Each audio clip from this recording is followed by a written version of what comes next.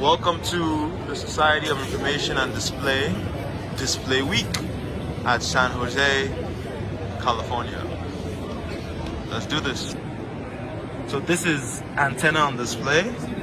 So right here you have antennas built into the display of the device, and now you can see there's a transmission through radiation between the phone, that device, and you can see the data there. So once I put my hand here, I disrupt the flow of information, and you can see that being reflected over there.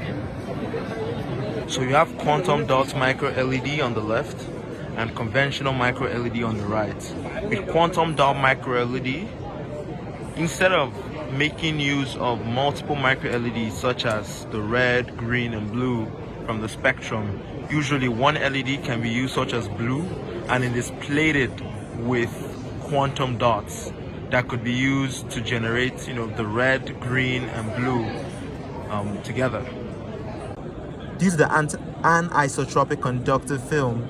You can see that the product here for Dexerials is much better than that of Tayo Industrial Code Limited because it gives a thinner and finer pitch interconnection. There's lower transmission loss, and it's also good for connecting circuit boards and sensor modules in devices, as camera. Look at this, it's pretty small. So now you don't just have to slot into that device in the GIF. You can just simply connect it directly to the PCB and to still allow for an awesome connection. So as you can see, in the plastic that's good, there is no permanent deformation. But in the plastic that's failed, there's a permanent deformation. So even in this video, you can still see the bend mark when it's compressed or when it's bent, unlike in the good material. And there are some data and statistics that show that here. So there are excellent restorative properties for this material. And I'm not an expert on this, but we've learned about Hooke's law, elasticity in school, and I spoke to one of the engineers and the team here, and so that it relates to that exactly.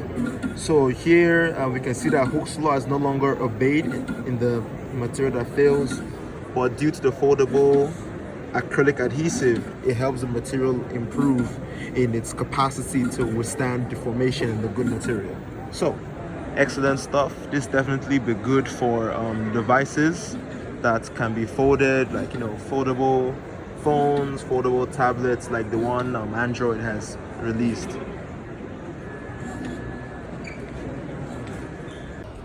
So yeah, overall a good experience.